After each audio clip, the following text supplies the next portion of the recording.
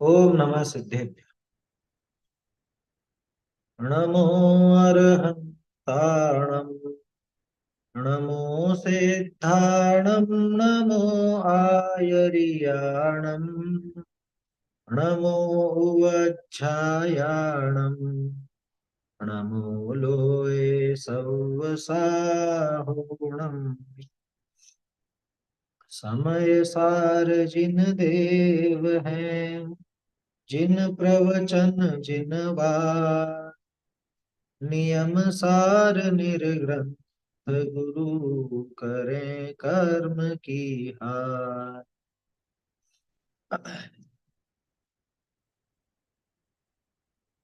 वीतराग ज्ञान पाठमाला भाग 2 में अपना 7 व्यसन वाला पाठ पूरा हो गया है। अब उसका अगला पाठ अपने को देखना है, अहिंसा एक विवेचन। ये बहुत महत्वपूर्ण पाठ है। और जो लोग सिर्फ इसको अगर भाग के आधार पे देख रहे हैं, या अभी तक सिर्फ समझ लो भागों के आधार पर ही जैन दर्शन समझा है, तो आप ये समझना, ये सबसे ज्यादा महत्वपूर्ण पाठ है अभी तक। सबसे ज्यादा महत्वपूर्ण क्यों कह रहा हूँ? इसलिए कह रहा हूँ कि जैन धर्म की विशेषता अहिंसा बताई जाती है ना। जैन धर्म की, जैन दर्शन की विशेषता किसी से भी पूछोगे तो खट से कहेगा कि अहिंसा। जैन धर्म माने अहिंसा। ज्यादातर लोगों के दिमाग में, ये लौकिक जनों के और अधिकांश जैनों के भी दिमाग में यही है कि अहिंसा, अहिंसा परमो धर्म, इस तरह के श्लोक भी चलते हैं। वो तो अन्य मतों में भी खूब मिलते हैं, अपने शास्त्रों में भी मिलते हैं। अहिंसा परमो धर्म कोई अकेला एक श्लोक नहीं है, ध्यान रखना। ये आपको हर ग्रंथ में, मतलब बहुत ग्रंथों में मिलेगा, अपने यहाँ पे ही नहीं, अन्य मतों में भी। कई जगह तो इसकी ऐसी दुर्दशा की कि अहिंसा परम धर्म है, लेकिन हिंसा भी अगर सही कारणों से हो तो वो उससे भी बड़ा धर्म है, ऐसा ऐसा भी लिखा है अन्य मतों में। दूसरे मत के ग्रंथों में इस तरह के भी लिखा है, वो काल्पनिक है, सब व्यर्थ की बात है। तो अहिंसा ये धर्म का एक विशेष, धर्म की विशेषता बताई जाती है ना? और अहिंसा के संबंध में जैन दर्शन को ही तलाशा जाता है सबसे ज्यादा दुनिया में। अहिंसा बोलोगे तो एक तो महात्मा गांधी याद आएंगे, और दूसरा जैन धर्म याद आए। इसका इतना ज्यादा प्रभाव, ये जो बात मैंने कही उसका कारण है। इसका इतना ज्यादा प्रभाव है कि आप अगर एमए के बाद नेट वगैरह करते हो जैन दर्शन, तो जैन दर्शन अकेला सब्जेक्ट नहीं होता। उसके साथ जैन दर्शन, बौद्ध दर्शन और गांधी दर्शन, ये तीन एक साथ चलते हैं, साथ में डाल रखा है उन्होंने। अगर आपको जैन दर्शन से नेट करना है तो आपको जैन, बौद्ध, गांधी, गांधीयन स्टडीज वो चलता है साथ में, अहिंसा। वो गांधी जी ने अहिंसा कहाँ से सीखी ले? वो जैन दर्शन से प्रभावित थे, ये बात पक्की, लेकिन वो बराबर समझ नहीं पाया अहिंसा। सुनने में बड़ा आश्चर्य लगेगा, लेकिन गांधी जी जिस मामले में प्रसिद्ध हैं, अहिंसा, अहिंसा के लिए गांधी जी प्रसिद्ध है, वो अहिंसा का तो बहुत बहुत बाहरी रूप है और बहुत हल्का रूप है। हमारे यहाँ अहिंसा वहां से प्रारंभ होती है जहां से पूरी दुनिया की अहिंसा की बात समाप्त हुई, गांधी जी की। आए समझ? वो आगे तक पहुंच ही नहीं पाए, क्योंकि वहां तो दूसरी दूसरी बातें दिमाग में थी ना।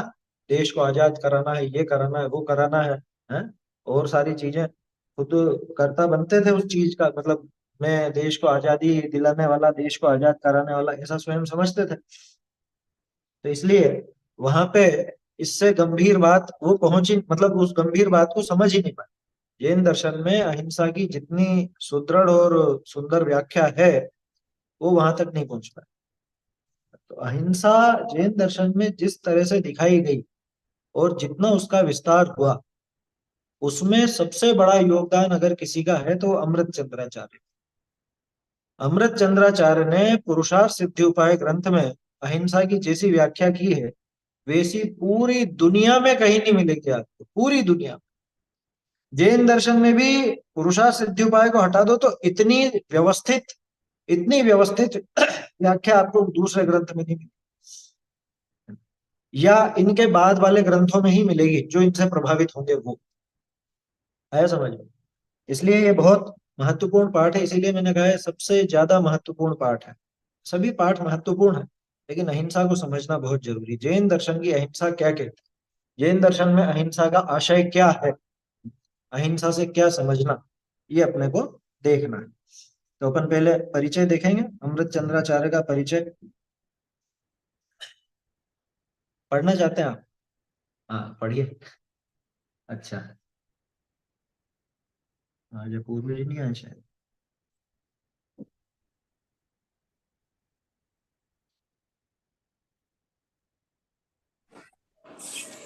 अहिंसा एक विवेचन। आचार्य अमृतचंद्र। व्यक्तित्व एवं कर्तृत्व। आध्यात्मिक संतों में कुंद कुंदाचार्य के बाद यदि किसी का नाम लिया जा सकता है तो वो है आचार्य अमृतचंद्र। दुख की बात है कि 10वीं शती के लगभग होने वाले इन महान आचार्य के बारे में उनके ग्रंथों के अलावा एक तरह से हम कुछ भी नहीं जानते। आपका संस्कृत भाषा पर अपूर्व अधिकार था। आपकी गद्य और पद्य दोनों प्रकार की रचनाओं में आपकी भाषा भाषानुवर्तिनी एवं सहज बोधगम्य माधुर्य गुण से युक्त है। आप आत्मरस में निमग्न रहने वाले महात्मा थे, अतः आपकी रचनाएं अध्यात्म रस से ओतप्रोत है। आपके सभी ग्रंथ संस्कृत भाषा में हैं। आपकी रचनाएं गद्य और पद्य दोनों प्रकार की पाई जाती है। गद्य रचनाओं में आचार्य कुंद कुंद के महान ग्रंथों पर लिखी गई टीकाएं हैं। समयसार टीका, जो आत्मख्याति के नाम से जानी जाती है। प्रवचन सार टीका, जिसे तत्व प्रदीपिका कहते हैं। पंचास्तिकाय टीका, जिसका नाम समय व्याख्या है। तत्वार्थ सार, यह ग्रंथ वृद्धपीठ उमा स्वामी के गद्य सूत्रों का एक तरह से पद्यानुवाद है। पुरुषार्थ सिद्धि उपाय, यह गृहस्थ धर्म पर आपका मौलिक ग्रंथ है। इसमें हिंसा और अहिंसा का बहुत ही तथ्यपूर्ण विवेचन किया गया है। प्रस्तुत निबंध आपके ग्रंथ पुरुषार्थ सिद्धि उपाय पर आधारित है। देखिए, आचार्य अमृतचंद्र का व्यक्तित्व और कृतित्व बता रहे हैं यहाँ पे। आध्यात्मिक संतों में कुंद कुंदाचार्य के बाद यदि किसी का नाम लिया जा सकता है, वैसे तो बहुत हुए हैं ना आध्यात्मिक संत, बहुत हुए, बहुत क्या, लगभग अपने तो सभी भावलिंगी मुनिराज आध्यात्मिक ही होते थे। ये अलग बात है कि ग्रंथ लेखन का विषय उन्होंने किसको बनाया, लेकिन ज्यादातर आध्यात्मिक ही होते थे। अरे अध्यात्म तो उनके जीवन का सार है। उनके जीवन में अगर अध्यात्म हटा दो तो बचेगा ही क्या। मुनिराज का जीवन तो परम अध्यात्ममयी होता है, हर अंतर मुहूर्त में आत्मा का रसास्वादन करते हैं। लेकिन यहाँ पे आध्यात्मिक संत का अर्थ कि आध्यात्मिक ग्रंथों का प्रणयन करने वाले, आध्यात्मिक ग्रंथों को लिखने वाले, ऐसा यहाँ पे अर्थ लेना। आध्यात्मिक संतों में कुंद कुंदाचार्य के बाद यदि किसी का नाम लिया जा सकता है या नाम लिया जाता है तो अमृत चंद्राचार्य। बल्कि इतना तक समझना कि अमृत चंद्राचार्य के बिना तो कुंद कुंदाचार्य बिल्कुल अधूरे से लगते, अधूरे से लगते हैं का मतलब कि कुंद कुंदाचार्य देव का नाम जब भी आएगा तो साथ में अमृत चंद्राचार्य का नाम आता ही आता है। क्योंकि वो ग्रंथ अपने को अकेला मिलता नहीं है, अपन टीका सहित देखते हैं। तो जहां आपने टीका देखी कुंद कुंदाचार्य देव की, तो टीकाकार कौन मिलेगा, अमृत चंद्राचार्य तो पक्के हैं, ऐसा। तो आध्यात्मिक संतों में कुंद कुंदाचार्य देव के बाद इन्हीं का नाम आता है। लेकिन दुख की बात है कि 10वीं शती के लगभग होने वाले इन महान आचार्य के बारे में उनके ग्रंथों के अलावा एक तरह से हम कुछ भी नहीं जानते। वास्तव में मालूम नहीं पड़ता, इनके बारे में ज्यादा प्रमाण मिलते भी नहीं है। कहीं पर ऐसा आता है उल्लेख कि ये ठक्कुर, ठक्कुर शब्द इनके लिए वापरा गया था, मतलब ठाकुर थे, अच्छे किसी सामंत के या किसी राजा के बेटे रहे होंगे, है ना। और दक्षिण का उल्लेख आता है थोड़ा सा कि दक्षिण प्रांत में ही थे। अपने ज्यादातर महान आचार्य सब दक्षिण से हुए, अमृत चंद्राचार्य, कुंद कुंदाचार्य, समंत भद्राचार्य, पूज्यपाद देवानंद, इन सबका उल्लेख साउथ का ही मिलता है कि दक्षिण प्रांतों में ये कहीं पर हुए। ये बहुत वास्तव में अपने लिए दुख की बात है। अब क्या कर सकते हैं, आचार्य हमारे इतने महान होते हैं कि खुद के बारे में कुछ लिखते ही नहीं है, और दूसरे जो लिखते हैं बस उसी के आधार पर अपन उनका परिचय जान पाते हैं। अब वो कितना लिख पाते हैं दूसरे और उसमें कितनी प्रामाणिकता रहती है, वो एक प्रश्न का विषय बन जाता है। आंतरिक साक्ष्य तो नहीं मिलते, सब बहिर् साक्ष्य से ही अपना ये मालूम चलता है कि ये लगभग लगभग 10वीं शताब्दी में हुआ। लेकिन इनकी रचनाओं को पढ़ के आपको कभी ऐसा लगेगा ही नहीं कि ये कुंदकुंदाचार्य के 1000 साल बाद, मतलब 1000 वर्ष बहुत बड़ी बात होती है, बहुत ज्यादा समय। आप सोचो, टोडरमल जी और हमें अभी 250-300 वर्ष निकला है ना, उनको पैदा हुए 300 गिने गए अभी, है ना, अभी मतलब 300वां वर्ष तो उनके पैदा होने का मनाया गया था थोड़े समय पहले। अब वहां सोचने की बात यह है कि जब 250-300 साल में ही अपने को इतना लंबा काल लगता है, सोचो टोडरमल जी को 1000 साल कब होंगे, अब 1000 साल कितना लंबा समय। अब कुंदकुंदाचार्य से अमृत चंद्राचार्य 1000 साल बाद हुए, लगभग लगभग। लेकिन इनकी रचनाओं को और इनकी शैली को देखकर लगता ही नहीं है कि ये कुंदकुंदाचार्य से अलग रहे। ऐसा लगता है कि इधर ये गाथाएं लिखते थे कुंदकुंदाचार्य देव, और वहीं पे उनकी वो टीका साथ में लिख देते, उनके पास बैठकर उनके हृदय को निकाल करके रख दिया। ऐसा लिखते हैं कुंदकुंदाचार्य देव के हृदय में बैठ करके अमृत चंद्राचार्य ने टीका लिखी। उनके हृदय में बैठकर मतलब कि उनका क्या था, उनके मन में क्या था, क्या आशय था, वो ये जानते थे ऐसा। तो उनके ग्रंथों के अलावा एक तरह से हम कुछ भी नहीं जानते। आपका संस्कृत भाषा पर अपूर्व अधिकार, ये तो उनके समय सार जी की टीका से यूं ही झलक जाता है। कोई सी भी टीका देख लो, समय सार जी, पंचास्तिकाय प्रवचन सार जी, कोई भी टीका देखोगे तो स्पष्ट पता चलेगा कि संस्कृत के तो जबरदस्त विद्वान थे, जबरदस्त। समय सार जी की टीका में समास करके कैसे कैसे लंबे लंबे वाक्य बनाए, एक ही शब्द कितने समस्त पदों का वर्णन वहां पर, मतलब समस्त पदों का प्रयोग किया गया है। समस्त माने समास युक्त, है ना, समस्त माने सारे नहीं कह रहा हूं, समास का, संधि का। और उनके कलश देख लो आप, अलंकार क्या गजब गजब के हैं, शब्दालंकार, भावालंकार बहुत, मतलब अर्थालंकार, शब्दालंकार और अर्थालंकार का बहुत जबरदस्त प्रयोग। भाषा कितनी मधुर है। अई कथम अपि मृत्वा, बोलो, मरने के बाद भी इतने सरल और सरस शब्दों में कौन कर सकता। आपका संस्कृत भाषा पर अपूर्व अधिकार था। आपकी गद्य और पद्य दोनों प्रकार की रचनाओं में आपकी भाषा भावानुवर्तिनी एवं सहज बोधगम्य माधुर्य गुण से युक्त है। ये वास्तव में बहुत बड़ी विशेषता है। अच्छे अच्छे लेखकों में ये बात नहीं होती, विद्वान कितने ही बड़े हो, लेकिन वो उस भाषा में मतलब वैसा प्रभाव नहीं डाल पाते। कई बार अपन ही सोचते हैं ना यहाँ पे कैसा क्या वाक्य बनना चाहिए, कैसा नहीं बनना चाहिए, अपने बोलने में कुछ गड़बड़ हो जाती है, जो बताना चाहते हैं वो नहीं बता पाते हैं, हम क्या बोलते हैं और सामने वाला क्या समझ लेता है।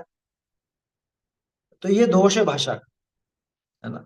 इनकी भाषा कैसी थी कि आपकी दोनों प्रकार की रचनाओं में, खास बात तो यह है, गद्य में कमजोर हो पद्य में अच्छी हो, पद्य में कमजोर हो गद्य में अच्छी हो, ऐसा नहीं, दोनों में समान रूप से आपकी भाषा भावानुवर्तिनी।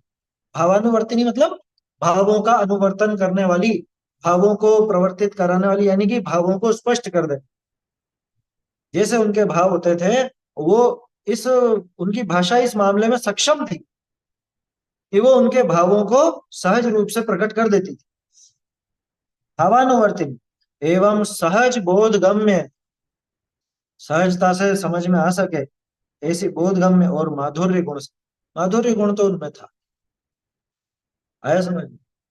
भाषा में 3 प्रकार के गुण होते हैं, ओज, माधुर्य, और एक और होता है अपना, क्या था, 3 तरह के इस तरह के गुण रहते हैं। अब ये साहित्य का विषय है वो हमारे निकल गया दिमाग से। ऐसे गुण होते, प्रसाद, प्रसाद, प्रसाद गुण, माधुर्य गुण और ओज, ऐसे, है ना। तो इनकी जो भाषा है माधुर्य गुण से युक्त, मधुरता है भाषा में, मधुरता है ना।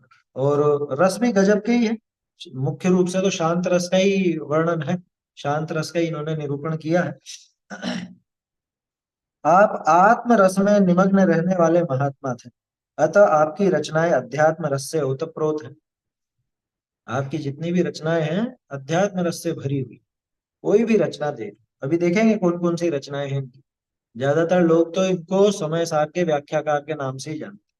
अधिकांश लोगों के दिमाग में क्या है कि अमृत चंद्राचार्य माने समय सार की टीका, या समयसार कलश, वो सबसे ज्यादा प्रसिद्ध है। तो सारी रचनाएं, कोई भी रचना उठा के देख लो, यहाँ तक कि ये पुरुषार्थ सिद्धि उपाय जो कि एक चरणान योग का ग्रंथ, इसमें भी अध्यात्म की ही मुख्यता है। और ये जो अहिंसा की सर्वश्रेष्ठ व्याख्या अपन कहते हैं, वो इस अध्यात्म की वजह से ही तो कहते हैं। अहिंसा को उन्होंने अध्यात्म से जोड़ करके दिखाया। आया समझ?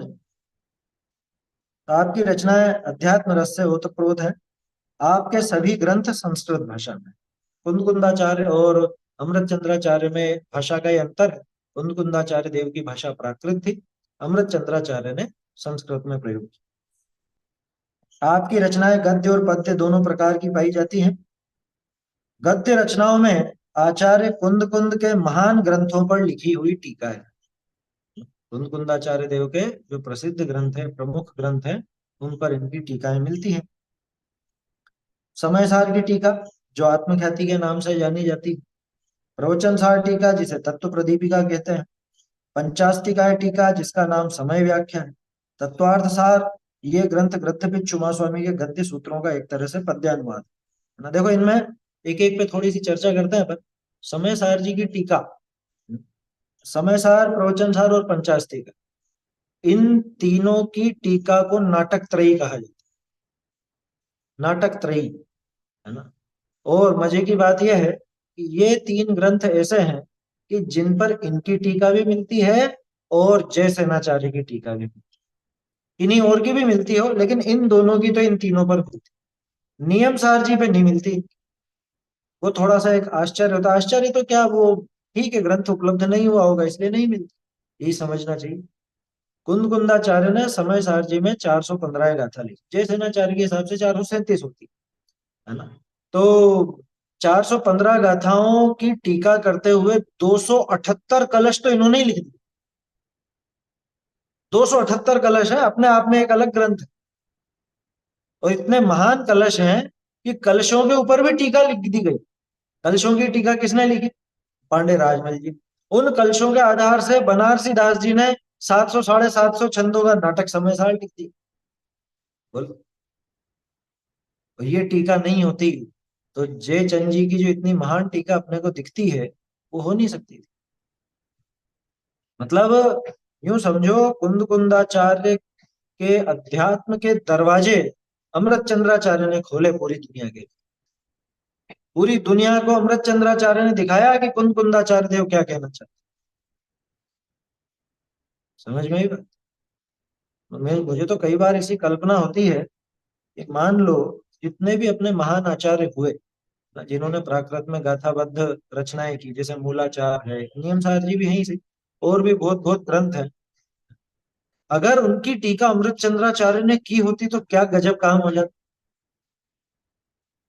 जो आचार्य समय सार जी में इतना अध्यात्म भर सकते हैं, वो और ग्रंथों की अगर टीका करते हैं, मान लो वो इष्टोपदेश आदि पर कुछ लिखते हैं, या योग सार पर कुछ लिखते हैं, परमात्मा प्रकाश के ऊपर लिखते हैं, तो क्या गजब व्याख्याएं हो जाती है, आप सोचो तो सही। समय सार की टीका आत्मख्याति के नाम से प्रसिद्ध है। इनकी टीकाओं के नाम फिक्स है ना, अलग अलग है सबकी। जय सेनाचार्य की टीका का एक ही नाम, तात्पर्य वृत्ति।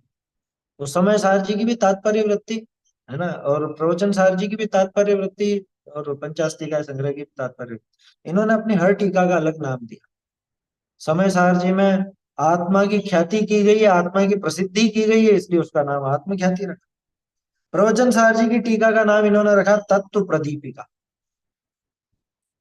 इसमें कलश नहीं मिलते हैं, इसमें और पंचास्तिका संग्रह में कलश नाम मात्र के हैं। जैसे 278 कलश तो समय सार जी में मिलते हैं, वो अध्यात्म से गर्भित थी पूरी की पूरी। प्रवचन सार जी और पंचास्तिका संग्रह की जो टीका लिखी, इसमें सिर्फ प्रारंभ में और अंत में थोड़े बहुत कलश मिलते हैं। इनकी संख्या ज्यादा नहीं है, मतलब अलग से कोई ग्रंथ जैसे नहीं है वो। प्रवचन सार जी की टीका तत्व प्रदीपिका, क्योंकि तत्वों का दर्शन कराया प्रवचन सार जी। तत्वों को समझने के लिए ये दीपक के समान, इसलिए तत्व प्रदीपिका। और पंचास्तिकाय संग्रह की टीका, उसका नाम दिया इन्होंने समय व्याख्या। जब हम लोग छोटे थे, पढ़ते थे, उस टाइम पे सोचते कि समय सार जी की टीका का नाम समय व्याख्या होना चाहिए ना। है। पंचास्तिकाय संग्रह का मतलब उसकी टीका का नाम समय व्याख्या रखे, तो वह समय मैंने पदार्थ। पंच अस्तिकाय, पांच अस्तिकायों का वर्णन, जैसे छह द्रव्यों का वर्णन है, छह तत्व नौ पदार्थों का वर्णन उसके अंदर है, तो वो सब भी समय कहलाता है। और उनकी एक सर्वांगीण व्याख्या उसमें है, इसलिए उसको समय व्याख्या नाम दिया है। तो ये तीन तो उनकी टीकाएं प्रसिद्ध हैं। और तीनों टीकाओं के आधार से आप देखोगे तो संस्कृत गजब की है, वास्तव में गजब की है। छह द्रव्यों का वर्णन है, तो पंच अस्तिकाय पांच है ना, इसलिए मुख्य रूप से उनका वर्णन किया, तो वो वर्णन है वहां पर। तो इनकी टीकाओं में संस्कृत वास्तव में गजब की है।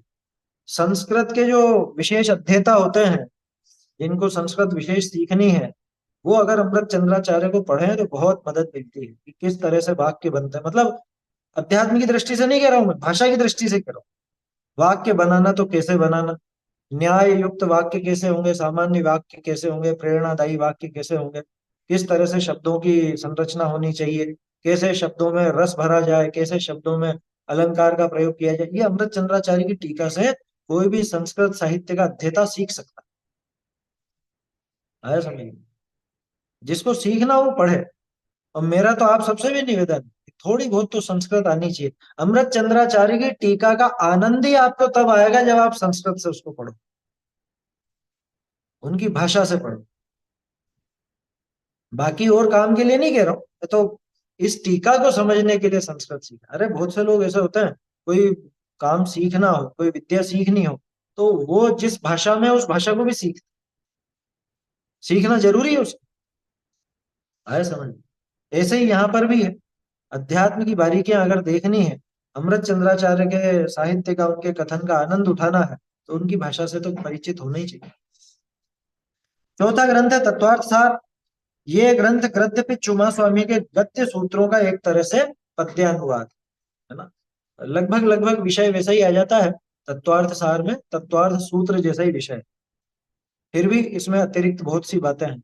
जैसे मुझे ध्यान आता है, काफी टाइम हो गया वैसे तो, एक मेरे दिमाग में जो बात चलती थी, वो शंका इससे दूर हुई तत्वार्थ सार से। आप ही में से बताई थी ना पहले, मति श्रुत अवधि मन परे केवल ज्ञान के लिए ही। नहीं, मति श्रुत अवधि नहीं, मति ज्ञान के भेद बताए थे। मति स्मृति संज्ञा चिंता अभिनिबोध, ये सब उसमें घटित हुए थे। किसमें? स्मृति प्रत्यभिज्ञान तर्क अनुमान आगम। आगम तो नहीं, अनुमान तक, वो सब मति ज्ञान की भेद थे, ऐसा उसके अंदर स्पष्ट था। तो ऐसी बहुत सी बारीकियां उसके अंदर दी हुई है। तो तत्वार्थ सार अपने आप में बहुत सुंदर ग्रंथ है, उसका भी अभ्यास करने लायक है।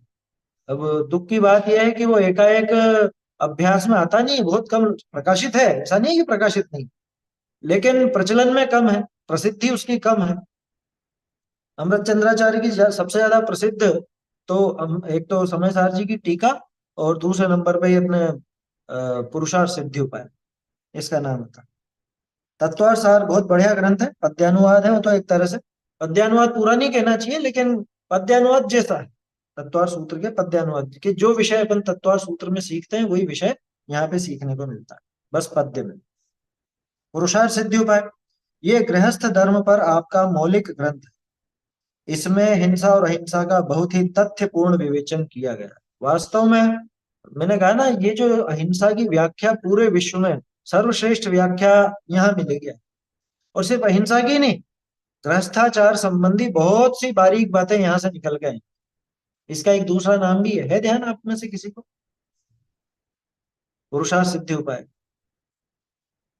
इसका दूसरा नाम है जिन प्रवचन रहस्य कोश। क्या है? जिन प्रवचन रहस्य कोश, ये इसका दूसरा नाम, ऐसा नाम दिया है इसको। तो ऐसे पांच ग्रंथ, पांच नहीं, एक और है, एक और मिलता है। कौन सा? लघु तत्व स्फोट, नाम सुना होगा। उसका भी एक दूसरा नाम, उसका नाम है शक्तिमणित कोश। उसका नाम शक्तिमणित कोश, लघु तत्व स्फोट। और इसका नाम है जिन प्रवचन रहस्य कोश। समझ में आई बात?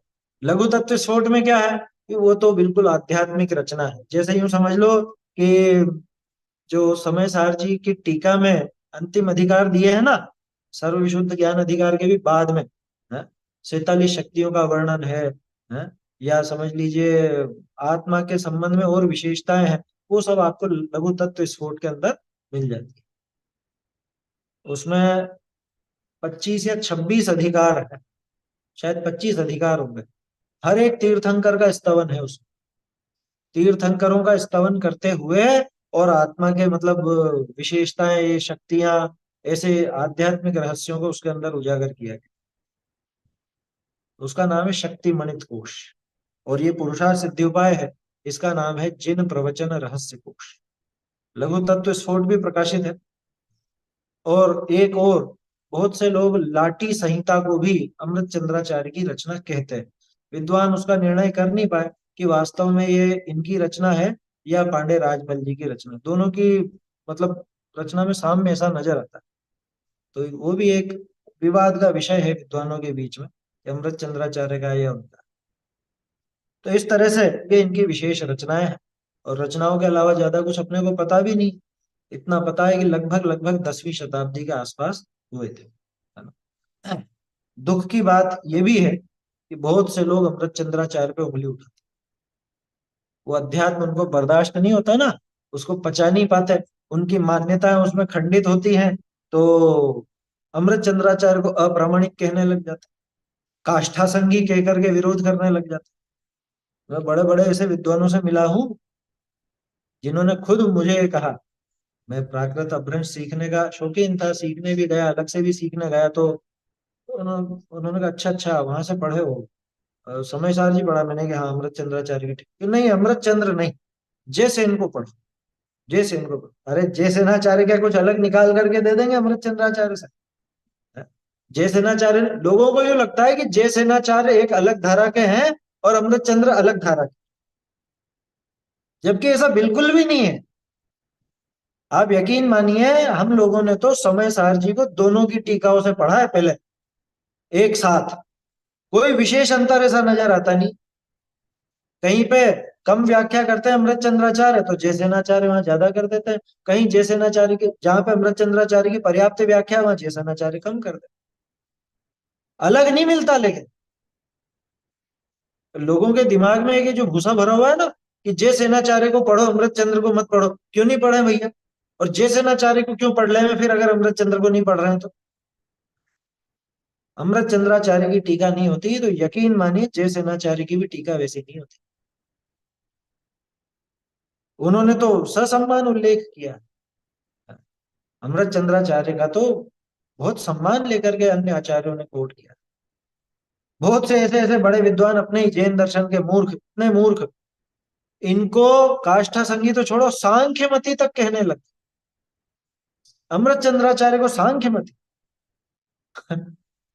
मतलब क्योंकि अध्यात्म इतना आगे बढ़ के था ना, तो जैसे सांख्य मत में वो कुछ अकर्ता और इस तरह का वहां तो एकांत है, वहां वैसा कहते हैं, तो कुछ लोगों को ऐसा लगने लग गया कि अमृत चंद्राचार्य भी सांख्य मत।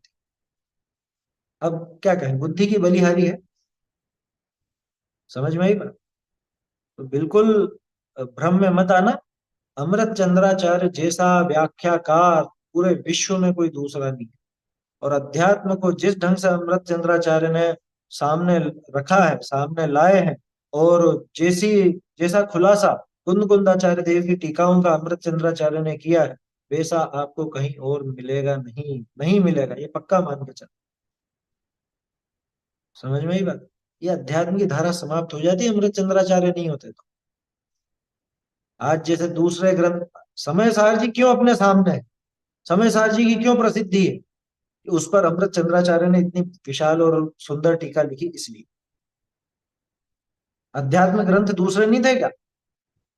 योग सार, परमात्मा प्रकाश, ये दोनों के दोनों क्या समय सार जी के विषय से अलग है कि वैसे ही है? लेकिन वैसी प्रसिद्धि क्यों नहीं है?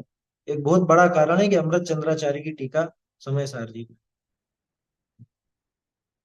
अध्यात्म की धारा को सुरक्षित रखने में, आगे बढ़ाने में और भव्य जीवों को अपने आत्मा को प्राप्त कराने में अमृत चंद्राचार्य का जो योगदान है, उसको क्या कहें अब, समय के हिसाब से तो क्या कहें, लेकिन कभी भुलाया नहीं जा सकता। और जो लोग अमृत चंद्राचार्य पे उंगली उठाते हैं वो तो अपने आत्म स्वरूप को देखना ही नहीं चाहते, वो अपनी बुद्धि को सुधारना ही नहीं चाहते, इसलिए उंगली उठाते, ये मान करके चलना। खैर, उंगली उठाने वाले तो महावीर स्वामी पे भी उठा दें, उसमें क्या दम है, इसलिए उनकी तो क्या बात करें। लेकिन अमृत चंद्राचार्य, हाँ, टोडरमल जी, गुरुदेव, सबको ये अमृत चंद्राचार्य की टीका, टोडरमल जी ने कितना कोट किया है और कितना उसका विषय लिया है, जगह जगह पे देखने को मिलेगा। अरे जिसके हृदय में अध्यात्म उतरा है, वो अमृत चंद्राचार्य को नहीं जाने, ये बात असंभव। अमृत चंद्राचार्य के बिना वो अध्यात्म उस बारीकी तक पहुंच ही नहीं सकता था। कोई व्यक्ति उस अध्यात्म का वैसा प्रयोग करना सीख ही नहीं सकता। टोडरमल जी नहीं होते, गुरुदेव गुरुदेव नहीं होते, अगर अमृत चंद्राचार्य नहीं होते तो, ऐसा समझ लें। और हम भी यहाँ बैठे नहीं होते। आया समझ। चलिए, तो अब अपन अपना विषय देखते हैं। ये तो एक परिचय था अमृत चंद्राचार्य का। आगे विषय देखते हैं अपन, अहिंसा एक विवेचन। प्रश्न है कुछ? बोलिए। आपने शक्तिमणि ऐसे कहा था ना, शक्तिमणि कोश कहा था ना, लघु तत्व शक्ति स्फोट मणित, मणित, मणि। हाँ, तर है उसमें शक्ति मणित कोश, लघु तत्व स्फोट का नाम है। और दूसरा था कि आपने बोला था शब्द अलंकार और अर्थ अलंकार। हाँ, तो शब्द मतलब उपमा, उत्प्रेक्षा, अनुप्रास, ये सब नहीं नहीं आएंगे। नहीं, उपमा उत्प्रेक्षा तो अर्थालंकार में जाती है। वो क्या डिफरेंस? शब्दालंकार जैसा अनुप्रास है, अनुप्रास है, श्लेष है, यमक है, ये शब्दालंकार, माने शब्दों की कलाकारी जिसमें हो, और अर्थ की कलाकारी जिसमें हो वो अर्थालंकार। ऐसा। आगे का जो पढ़ना चाहते हो, लेकिन मैं श्लोक बोलना चाहूंगी इसमें से, अगर अच्छा, चलिए, पढ़ना भी कौन चाहो। पढ़ना चाहता है आगे का? आज स्क्रीन पे नहीं दिख रहा है, बाकी जिनके पास पुस्तक हो वो पढ़ सकते हैं। मैं ही पढ़ लूं क्या फिर? हाँ, ये पढ़ना चाहते हैं ना, सुनील कांत जी पढ़ना चाहते हैं। एक सेकंड।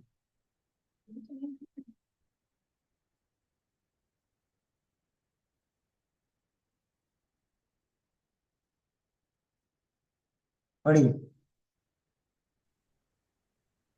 कहाँ से पढ़ना है ये बताना पड़ेगा, मैं लेट आया था। शुरू से ही पढ़ना है, अहिंसा एक विवेचन से, परिचय के बाद से। अहिंसा परमो धर्मः। अहिंसा को परम धर्म घोषित करने वाली यह सूक्ति आज बहु प्रचलित है। यह तो एक स्वीकृत तथ्य है कि अहिंसा ही परम धर्म है, पर प्रश्न यह है कि अहिंसा क्या है। हिंसा और अहिंसा की चर्चा जब भी चलती है, हमारा ध्यान प्रायः दूसरे जीवों को मारना, सताना या रक्षा करना आदि की ओर ही जाता है। हिंसा और अहिंसा का संबंध प्रायः दूसरों से ही जोड़ा जाता है। दूसरों की हिंसा मत करो, बस यही अहिंसा है, ऐसा ही सर्वाधिक विश्वास है। अपनी ही हिंसा होती है, अपनी भी हिंसा होती है, इस तरफ बहुत कम लोगों का ध्यान जाता है। जिसका जाता भी है तो वे आत्महिंसा का अर्थ विष भक्षण द्वारा आत्मघात, आत्महत्या ही मानते हैं, पर उसके अंतरतम तक पहुंचने का प्रयत्न नहीं किया जाता। अंतर में राग द्वेष की उत्पत्ति भी हिंसा है, इस बात को बहुत कम लोग जानते हैं। यही कारण है कि आचार्य अमृत चंद्र ने हिंसा और अहिंसा की परिभाषा बताते समय अंतरंग दृष्टि को ही प्रधानता दी है। वे लिखते हैं, प्रादुर्भावः खलु रागादीनां भवत्यहिंसेति, तेषामेवोत्पत्ति हिंसेति जिनागमस्य संक्षेप। राग द्वेष मोह आदि विकारी भावों की उत्पत्ति ही हिंसा है, और उन भावों का उत्पन्न नहीं होना ही अहिंसा है। अतः वे स्पष्ट घोषणा करते बस हैं। यहीं तक देखते हैं, यहीं तक देखते हैं अभी। अहिंसा परमो धर्म। इस श्लोक के बारे में मैंने आपको बताया था, इसके कई रूप मिलते हैं, अन्य मत में भी मिलता है, अपने यहाँ भी मिलता है। लेकिन वास्तव में अहिंसा को परम धर्म के रूप में स्थापित करने वाला तो एक जैन दर्शन ही, भले कहीं पर भी मिले और कैसा भी रूप मिले, लेकिन परम धर्म है अहिंसा, ये अगर कोई सिद्ध कर सकता है तो जैन दर्शन। अहिंसा को परम धर्म घोषित करने वाली ये सूक्ति आज बहुत प्रचलित है, लगभग लगभग सभी जानते हैं। थोड़ा बहुत भी धर्म के बारे में कोई बात करता हो, अन्य मती भी, तो अहिंसा सबसे बड़ा धर्म है, अहिंसा। हमारे यहाँ भी अहिंसा बताइए, हमारे यहाँ भी ऐसी ऐसी बताइए, है। सब धर्म वाले कहते हैं अहिंसा हमारे यहाँ बताई, लेकिन कैसी बताई? जियो और जीने दो को इसी से जोड़ के दिखाया जाता है। अहिंसा परम धर्म है, दूसरे को मत मारो। हमारे ही धर्म में कहा है, लोग बाग ऐसा बोलते हैं। तुम्हारे धर्म में क्या कहा है भैया? तुम दुनिया भर में सिर्फ मनुष्य को मत मारो इतना समझते हो, दूसरे को मत मारो, बाकी को तो मार के खा जाते हैं। दूसरे जीवों को, जानवरों को, उनको तो मार के खा जाते हैं, उनकी कौन गिनती करे? फिर थोड़े और आगे बढ़ते हैं तो वो कि हाँ हाँ ये भी बेचारे अपने जैसे ही हैं, गाय भैंस बकरी कुत्ते इत्यादि ये भी अपने जैसे ही हैं, तो इनको नहीं मारना चाहिए, तो उनको नहीं मारते। लेकिन दूसरे जो छोटे जीव हैं उनको तो जीव ही नहीं समझते। अभी भी जो बड़ी बड़ी संस्थाएं हैं जीव दया के लिए जो काम करती हैं, जैसे वो BWC है, और वो एक और क्या नाम है उसका, पीटा है, पीटा है, ऐसे बहुत सारी संस्थाएं हैं, विदेशी भी हैं। वो किनको बचाने का काम करती? कीड़े मकोड़ों को बचाने का काम करती है कभी? कभी भी कीड़े मकोड़ों को बचाने का काम नहीं। मच्छरों को नहीं मारना ये कौन कहता है बताओ? दूसरे जानवरों को नहीं मारना, अरे दूसरे भी जो ध्यान देते हैं ना, वो किस पे देते हैं? गाय भैंस बकरी सुअर, जो बड़े बड़े हैं, मछलियां बड़ी बड़ी हैं, उनके ऊपर ध्यान देते हैं। लेकिन चूहों के लिए कौन सोचेगा? मक्खी के लिए, मच्छरों के लिए कौन सोचेगा? हैं? और ये तो फिर भी चलो दिखने वाले हो गए, थोड़े बहुत फिर इनका भी ध्यान रखने लगे और आगे बढ़े तो ये चींटियों को आटा डाल दो, इनको ये कर दो, हैं, दूसरों को भी थोड़ा कुछ दे दो खिलाने पिलाने का। पक्षियों को डालते हैं, मछलियों को डालते हैं दाना, दया भाव से करते हैं। लेकिन अब इनसे भी छोटे, जिनको कोई जीव ही नहीं समझे, पानी में जीव होते हैं, उन जीवों की दया पालना, ये किसी अन्य दर्शन में नहीं मिलता। पेड़ पौधों में जीव होते हैं, ये जगदीश चंद्र बोस ने सिद्ध किया, तब तब जाके दुनिया मानने लगी। हमारे यहाँ हजारों सालों से लिखा हुआ है, कोई नहीं मानता। और आज भी पेड़ पौधों का मतलब बस पेड़ पौधे ही, जड़ों को तो कौन गिनता? आलू प्याज आदि ये सब है, इनमें भी जीव हैं, और बहुत जीव हैं इनके अंदर। कौन गिनता है? क्या कह रहे हैं?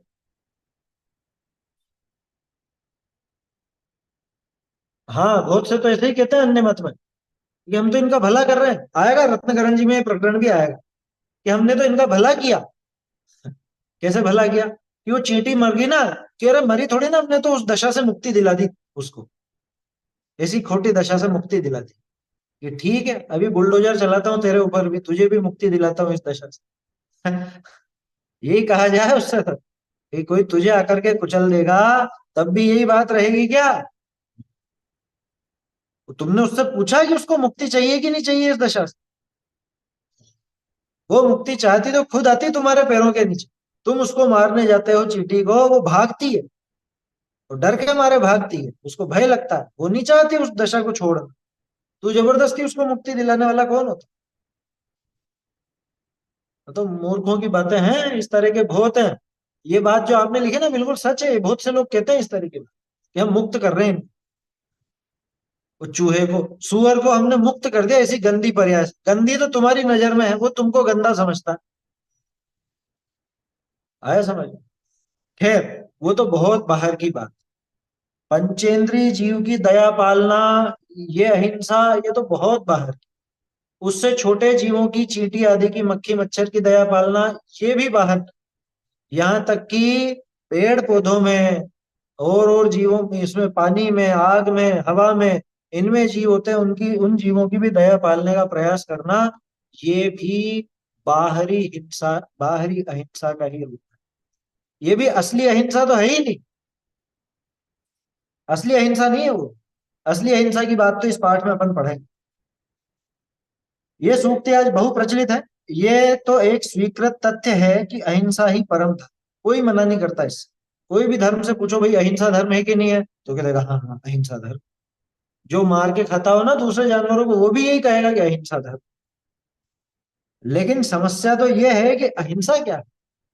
मूल प्रश्न तो ये है, तुम अहिंसा कहते किसको? क्योंकि हर एक धर्म वाला कह रहा है कि हमारे धर्म में अहिंसा बताइए, लेकिन कैसी अहिंसा बताइए? अहिंसा का क्या स्वरूप है? ये बड़ा प्रश्न, इसी का यहाँ पे विस्तार होगा। बोलिए। भूदेव शतक में 47 नंबर का छंद था, उसमें आया है काहे पशु दीन सुन यज्ञ के करैया मोही हो मत हाँ। हो तन में कौन सी बड़ाई है। स्वर्ग सुख में न चहो देहु मुझे यो न कहो घास खाय रहो मेरे यही मन भाई है। जो तू यह जानत है वेद यो बखानत है जग जलो जीव पावे स्वर्ग सुखदाई है। डारे क्यों न वीरया में अपने कुटुंब ही को मोहि जी न जारे जगदीश की दुहाई है। क्या इससे अगर मुक्ति होती हो तो अपने घर वालों को डाल सबसे पहले उस यज्ञ में। यज्ञ की बात थी वहां पे, ऐसे ही इस बात को भी ले कि इनको हम मुक्ति दिला रहे हैं कि सबसे पहले अपने घर वालों को मुक्ति दिला देना, तू हमें मुक्ति दिलाने के पीछे पड़ा है। अपने बच्चों को, अपने घर वालों को सबसे पहले मुक्ति दिला।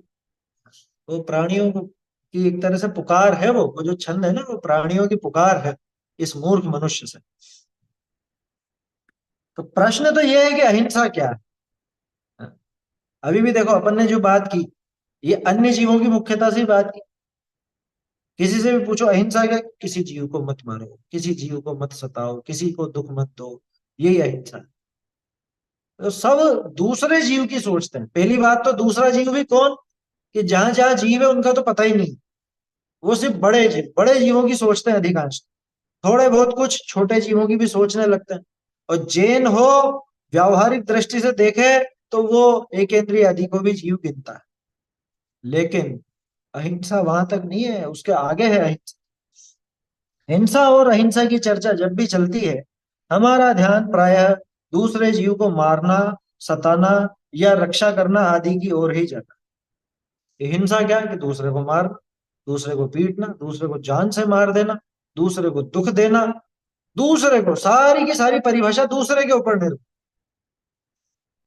है। समझ, सारी परिभाषा दूसरे के ऊपर निर्भर है। अपनी हमारा ध्यान प्रायः दूसरे जीव को मारना, सताना या रक्षा करना आदि की ओर ही जाता है।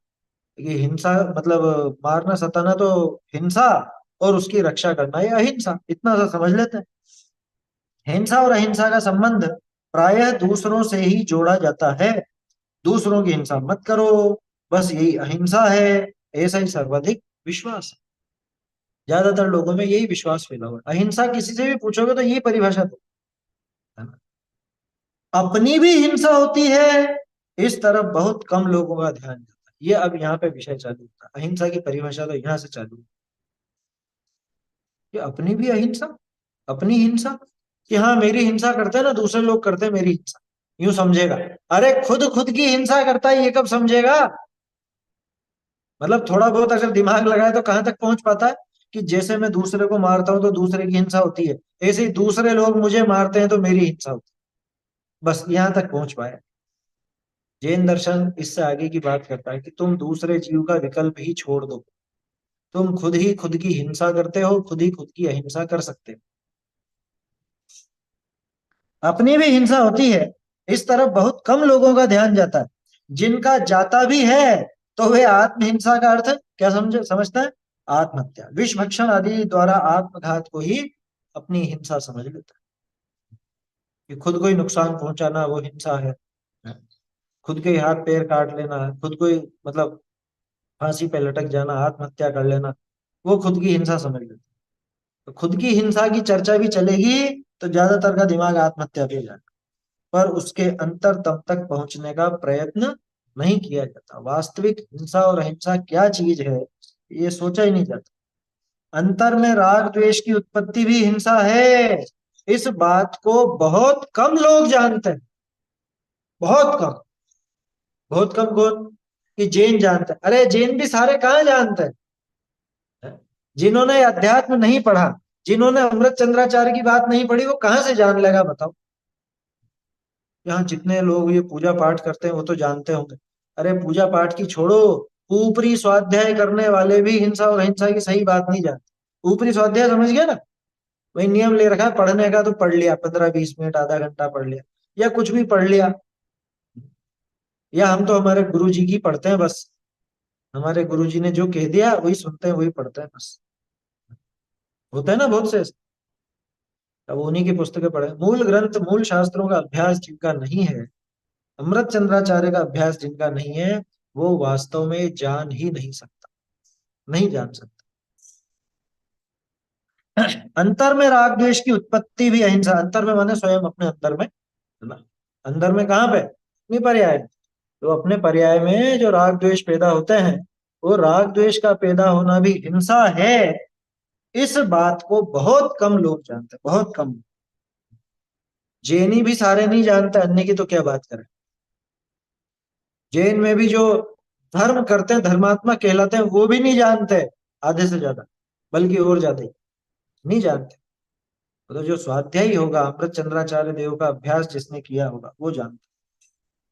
यही कारण है कि आचार्य अमृत चंद्र ने हिंसा और अहिंसा की परिभाषा बताते समय अंतरंग दृष्टि को ही प्रधानता दी। अंतरंग दृष्टि दिखाई उन्होंने कि वास्तव में हिंसा क्या है, वास्तव में अहिंसा क्या है, ये समझे तो सही। क्योंकि दुनिया में अधिकांश लोग हिंसा और अहिंसा की परिभाषा से वाकिफ ही नहीं, समझते ही नहीं है बिल्कुल।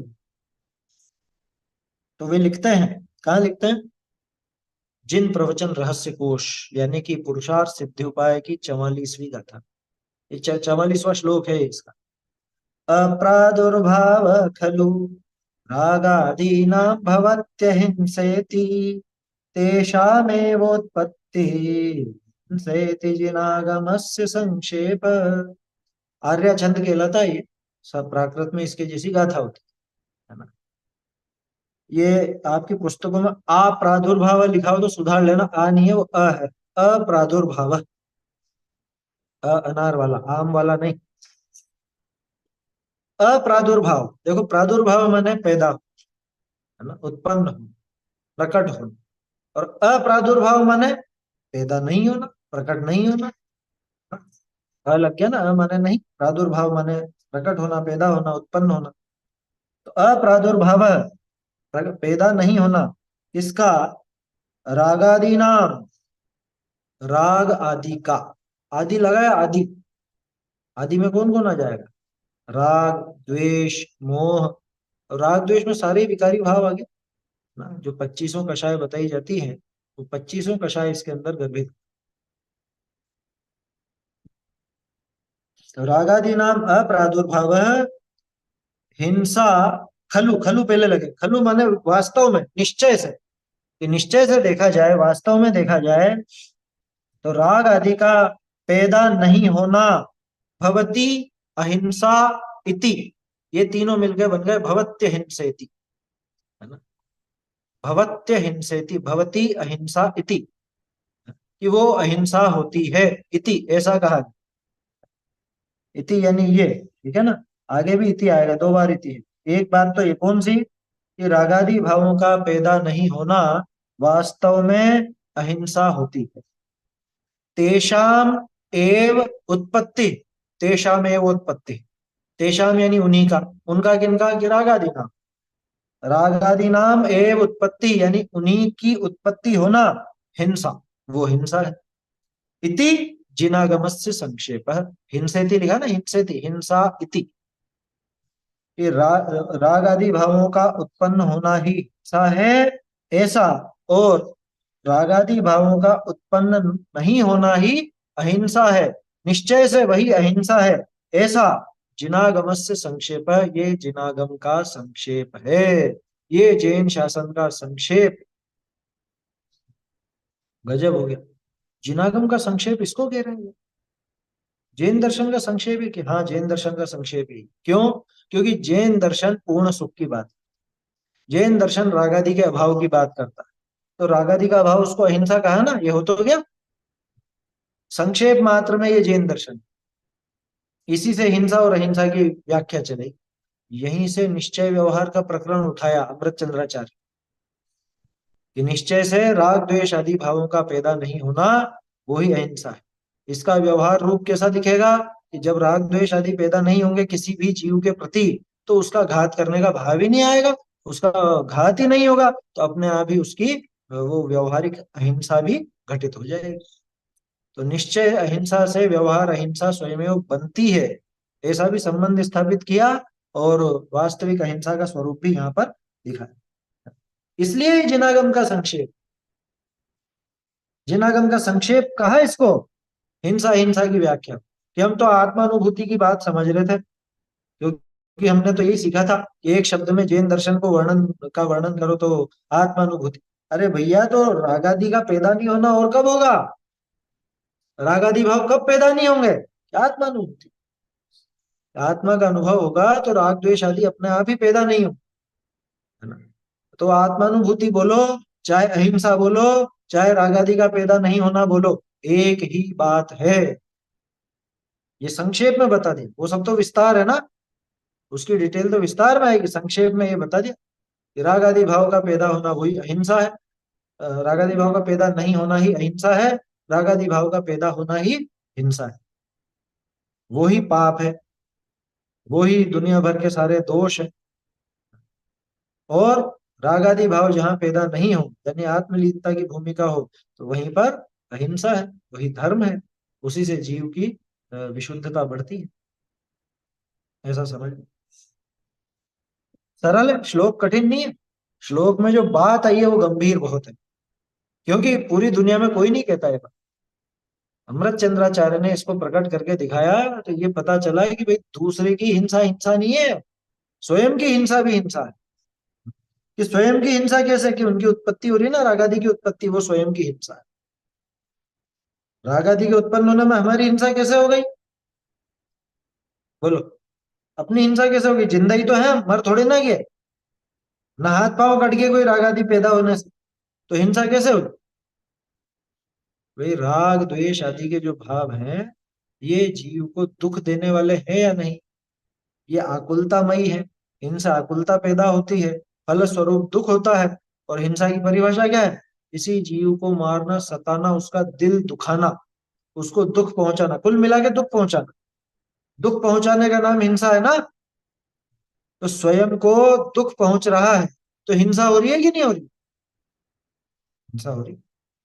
क्योंकि राग द्वेष इज इक्वल टू आकुलता इज इक्वल टू दुख, ये अपन ने समझा। तो राग आदि का पैदा होना यानी आकुलता का पैदा होना, यानी दुख का पैदा होना, यानी हिंसा। दुख हो गया ना, ये दुखी होने का नाम हिंसा है, दुख देने का नाम हिंसा है। तो स्वयं को दुख दिया ना, स्वयं के भाव बिगड़ रहे हैं, स्वयं के भाव खराब हो रहे हैं, ये स्वयं को दुख पहुंचा, इसलिए वो हिंसा है। बोलिए।